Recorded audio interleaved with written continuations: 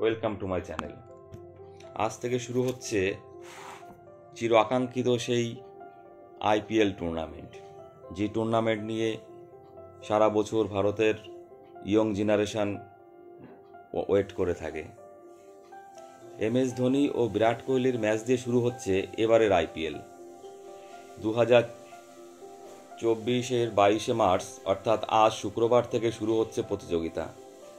তার আগে চেন্নাই চিদম্বরম স্টেডিয়ামে হবে এক ঝাঁক বলিউড তারকাদের নিয়ে সন্ধ্যা 6টা থেকে 1 ঘন্টার উদ্বোধনী অনুষ্ঠানে থাকবে AR রহমান, সোনু নিগম, অক্ষয় কুমার, টাইগার শ্রফ ও আরও অনেকে। নাচের পাশাপাশি গানও হবে। উদ্বোধনী অনুষ্ঠান শেষ হওয়ার পর হবে টস। প্রথম দিন খেলা শুরু হবে রাত 8টায়। তো বন্ধুরা, আইপিএল এর প্রথম ম্যাচে কে জিতবে, CSK নাকি RCB? কি মনে হয় তোমাদের?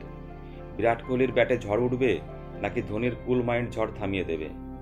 কি হয় দেখা যাক রাত 8টায়। সবাই খেলা দেখো, খেলার মজা নাও এবং আমার চ্যানেলটি ভালো লাগলে প্লিজ সাবস্ক্রাইব করে দিও। সবাইকে অসংখ্য ধন্যবাদ।